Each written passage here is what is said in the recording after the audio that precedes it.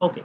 So the next slide that we are going to see is traditionally people see, traditional strategy says, if you are going to give good quality product or a service, you can make the customer pay more. That means you can ask for a premium.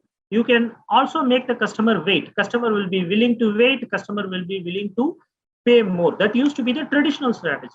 But when you implement Lean Six Sigma as a framework, it has solution to improve quality.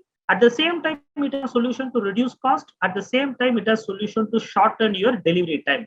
So you need not compromise on any of these things. QCD, obviously quality have a higher weightage, but by implementing Lean Six Sigma, we are not only going to work on quality, but we are also going to work on cost and delivery times also. So you have a framework which addresses quality related issue, cost related issue, at the same time delivery time related issue. So you have a framework which have solution for problems which can come from quality side of your product or a service, or cost side of your product or a service, or delivery times of your product or a service. So that is why this framework of Lean Six Sigma is very famous across multiple industries, across multiple geographies, and it is also time tested. Over a period of time, people have seen results by making use of this framework.